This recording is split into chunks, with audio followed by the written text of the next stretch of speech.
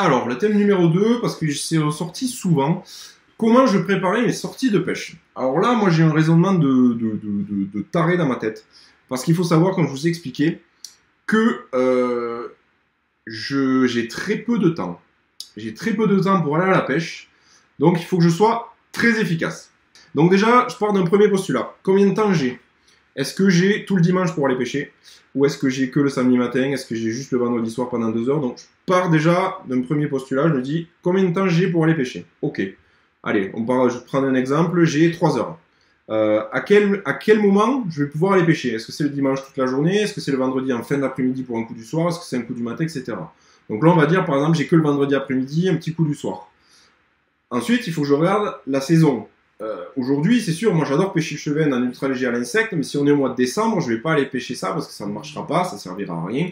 Donc admettons, on est en milieu de saison, printemps, donc oui, je vais aller faire du chevenne, je peux peut-être aller faire de la truite, je peux peut-être aller faire du broc si on a passé l'ouverture, mais voilà, si c'est en hiver, je vais plutôt aller faire du cendre, etc. Donc en fonction du temps que j'ai de dispo, en fonction de l'heure à laquelle je vais pouvoir y aller, en fonction de la saison, et en fonction de la météo aussi, parce qu'effectivement, moi je veux bien aller pêcher le chevenne à l'insecte, mais s'il y a des vents à 120 km/h, c'est mort. On va plutôt aller pêcher le brochet. Donc voilà, je m'adapte aussi à la météo. Quand j'ai pris en compte tous ces paramètres, eh bien, je fais le choix du spot. J'ai sur mon téléphone une liste des spots, et du coup, en fait, je passe tout ça, et je dis là j'y vais, là j'y vais pas, là j'y vais, là j'y vais pas. Donc, une fois que j'ai choisi mon spot, en fonction de ce que je vous disais, le temps de dispo, l'heure à laquelle je peux y aller, la saison, la météo, eh bien, je choisis le spot où je veux aller et l'espèce que je vais rechercher parce que, comme je vous disais, en hiver, on va plutôt faire les persidés, en été, on va faire le chevenne. Donc, voilà, je choisis un spot, je choisis une espèce que je vais cibler, une ou plusieurs espèces, et en partant de là, eh bien, je vais choisir le matériel. Toujours pareil, parce que on pêche pas de la même manière si on pêche en hiver ou si on pêche en été. En été, on va chercher plutôt en surface, des poissons actifs, power fishing, tout ça. En hiver, on va plutôt pêcher en vertical. Donc voilà, en fonction de tous ces paramètres, je vais choisir le matériel.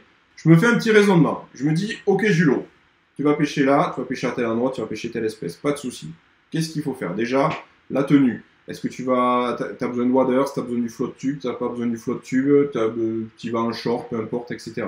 Ensuite, le permis de pêche, parce qu'il faut quand même avoir le permis de pêche. Ok, c'est bon, il est là. Ensuite, qu'est-ce que je prends? Je prends un sac, je prends juste une banane, je mets tout dans le flotte tube. Le matériel dans quoi je vais le mettre? Ok, après je me dis la canne. Je prends quelle canne? Je prends quel moulinet? Avec quelle tresse? Je commence à monter de bas de ligne. Hop. Ensuite je me dis ok, bon, je vais prendre le bas de ligne. Il faut que j'en ai de rechange. Donc je mets des bas de ligne de côté, je mets des petits ciseaux, je mets des agrafes. Après je fais ma petite sélection de leurre.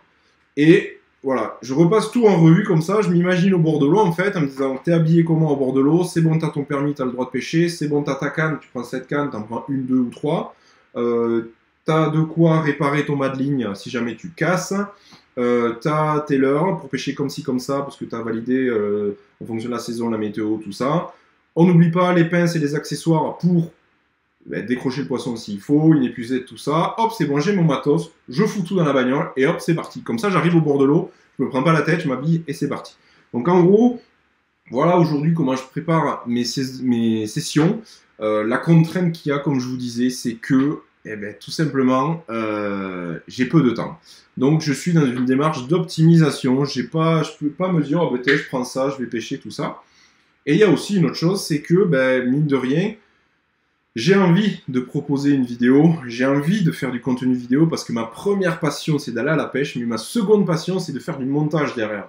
Donc, je me fous un peu la pression de me dire, putain, il faut quand même que j'attrape du poisson, donc j'optimise le temps et j'optimise la prise de poisson. C'est aussi pour ça que je suis plus connu sur YouTube pour pêcher des petits poissons que des poissons records. Voilà, et parce que je prends beaucoup de plaisir à faire ça, à attraper plein de poissons parce que j'ai peu de temps et la traque du spécimen aujourd'hui je peux pas me le permettre parce que sinon le peu de sessions que je ferais il y aurait beaucoup de capots et du coup il y aurait pas trop de vidéos sur internet, sur YouTube, sur ma chaîne. Donc voilà un petit peu le raisonnement. Donc dites-moi un petit peu vous comment vous préparez vos sessions. Si vous avez des questions là-dessus, n'hésitez pas à me le dire. Sinon on basculera sur le thème numéro 3. Allez, on y va. God Save the Truth. Est-ce que tu filmes à 100% du temps pour avoir plein de rush? Tu filmes seulement quand tu sens que tu vas faire un poisson? Alors, j'ai pas encore cette faculté de savoir que je vais attraper un poisson. Enfin, il y a des spots, j'y vais, je sais qu'il y a du fish à cette saison, etc. Mais oui, je filme à 100% mes sessions parce que j'ai la malédiction du youtubeur, c'est-à-dire que le jour où je n'aurai pas ma caméra, il va se passer un truc de fou, je vais exploser mon record et je ne pourrai pas l'avoir en image. Et comme je te disais à l'instant, moi, ma première passion, c'est d'aller à la pêche, mais ma seconde passion, eh bien, c'est de faire du montage vidéo. Donc, je serai très, très content d'attraper du poisson, mais après, une fois que je serai rentré chez moi, je serai malheureux de ne pas pouvoir le mettre en image. Donc, en gros, voilà, je filme à 100%, donc ça exige une logistique. Je ne l'ai pas dit aussi, quand je prépare tout mon matos, les cannes et tout ça, le pêcheur normal, il s'arrête là. Le youtubeur, ben, il commence à réfléchir. Ok, bon, la GoPro 8, elle est là. La GoPro 6, elle est là. La carte mémoire, elle est vidée. La batterie est chargée. Les 3-4 batteries de rechange, c'est bon. La batterie externe pour recharger les batteries en cours, c'est bon, elle est prête. Est-ce que les micros sont là, sont pas là? Les trépieds, tout ça. Donc voilà, ça fait beaucoup de choses. Et c'est pour ça aussi que ça m'oblige à prendre des fois moins de matériel de pêche pour mettre de la place pour le matériel vidéo. Donc ça, c'est le petit inconvénient. Mais clairement, comme je vous disais, si j'attrapais des poissons, je faisais une session de folie que derrière je pouvais pas faire le montage, je serais vraiment, vraiment malheureux. Quand tu vas faire une session, tu cibles une seule espèce. Ça va dépendre du spot. Une fois que j'aurai choisi, comme je disais, en fonction du temps de dispo, de l'heure de début, la saison, de la météo, une fois que j'aurai choisi le spot, je connais mes spots, donc je sais qu'il y a du cheven, de la perche et un peu de truite. Ou alors, si c'est un autre spot, je vais savoir que là, il y a du brochet, perche, cendre. Donc, je vais prendre un petit peu tout ça. Mais ça m'arrive des fois quand j'ai vraiment des sessions coup du soir, comme vous l'avez vu l'été dernier, où je fais que ça. Je me dis non, ça sera focus cheven, je vais faire que ça, comme ça je prends moins de matériel, je prends que pour le cheven, et ainsi de suite. Des fois, je me dis bon, comme j'ai fait ma fermeture carnassier, là j'ai dit non, je vais faire brochet, je savais qu'il y avait des perches, tout ça.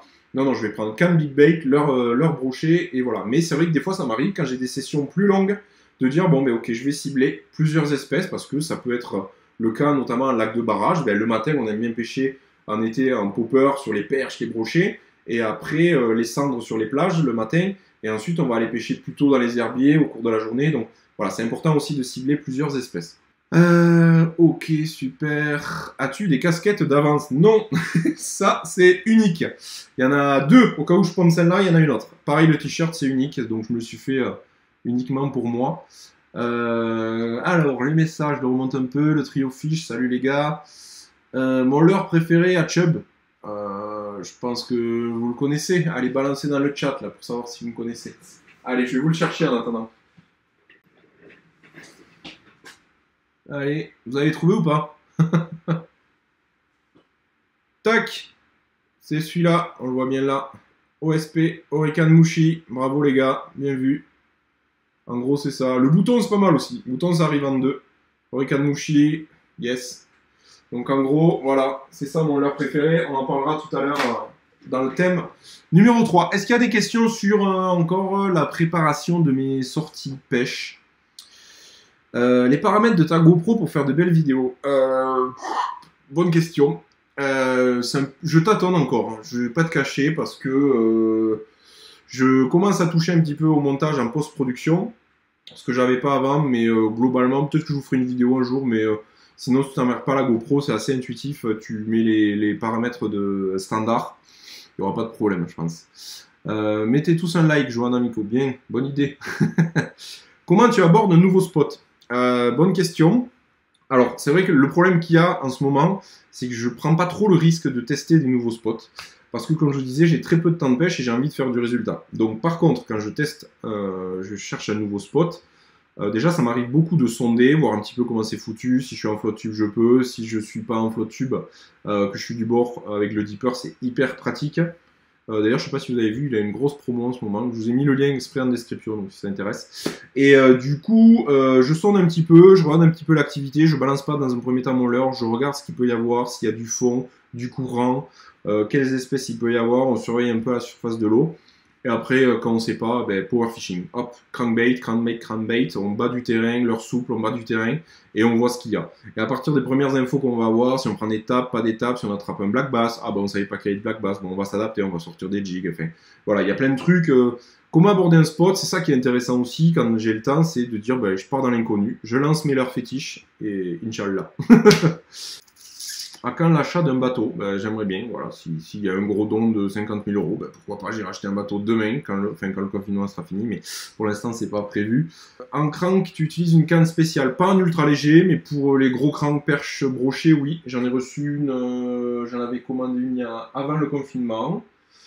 Elle est arrivée avant que je parte aux Pays-Bas, elle est là-haut, j'aurai l'occasion de vous la présenter, je pense. Est-ce que ça vaut le coup d'acheter un dipper? Ben carrément, parce que moi, je vois le pré-fishing que j'ai fait aux Pays-Bas. Ça m'a apporté énormément d'infos. J'ai essayé de vous le retranscrire en vidéo pour voir si c'était un peu... Parce que de toute façon, il n'y a pas eu trop de poissons, donc il fallait qu'il y ait quelque chose à vous expliquer. Et effectivement, oui, c'était bien. Ça me permet de connaître la température de l'eau, la profondeur, comment sont foutus les spots, si c'est tout droit ou s'il y a des obstacles, des aspérités, tout ça. Donc clairement, ouais, c'est hyper intéressant. C'est pas indispensable, mais c'est un petit plus. C'est un petit plus. Ok. Dipper pour le float, oui, carrément, parce que quand je vais faire des longues sessions sur mon float ou même avec un bateau, quand je suis invité, on a les gros sondeurs parce que c'est plus confortable, ça évite d'utiliser le téléphone. Mais par contre, quand je fais des sessions float tube sur le Lot, par exemple, où il faut marcher avant d'arriver à la rivière, je vais pas prendre le sondeur. C'est trop lourd, c'est trop chiant. Donc ce que je fais, eh c'est que je prends mon dipper parce que voilà, ça me permet de sonder un petit peu. Et franchement, c'est pas mal. Franchement, c'est pas mal. Quand je peux pas prendre beaucoup de choses, je prends mon dipper, carrément, en flotte. Bien sûr. Ok. D'autres questions? À quand la prochaine vidéo? Tous les vendredis à 16h30. Perche, tu préfères le street fishing ou la pleine nature pour le chub? Pleine nature, ils sont moins méfiants. Tu habites dans l'Aveyron? Oui, je l'ai pas dit dans le premier thème. Je suis aveyronnais. Effectivement. Qu'est-ce que tu penses de la pêche naturiste? Il y a des risques. Il y a des risques de s'accrocher les hameçons là où il faut pas. En gros, c'est ça. Comment je prospecte en flotte? Ça dépend. Si c'est en rivière, je me laisse porter par le courant et je pêche les postes qui apparaissent devant moi. Sinon, je me déplace avec les palmes ou le moteur et je prospecte. Avec le sondeur aussi, je repère un petit peu. Julo, we love you from Australia. Thank you. J'ai une canne à mouche, oui. J'en ai deux même. Une plus petite qui va arriver et pour pêcher des chevennes en petit ruisseau et ensuite une canne à mouche classique que vous avez découvert dans des précédentes vidéos. Tu trouves ça pratique l'épuisette pour le chub? Oui, on va en parler après dans le 6e thème. Pour moi l'épuisette, peu importe le poisson, c'est indispensable. Comment on trouve des spots et savoir s'ils sont en première ou deuxième catégorie? Alors si les spots sont bien aménagés, normalement tu as des panneaux, pas loin des parkings, tout ça. Sinon, coup de fil à la fédération de pêche, voilà, je veux pêcher ce ruisseau, cette rivière à tel endroit, et est-ce que c'est en première catégorie, je peux pêcher, je peux pas pêcher. N'hésitez pas à appeler les fédés. Jeff, salut Jeff. Bateau ou flotte? Flotte pour l'instant, quand j'aurai des sous, un bateau. Allez, c'est parti. Un fit à Escarna, on a déjà pêché ensemble.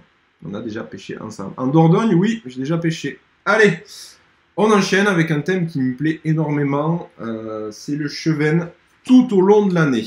Alors...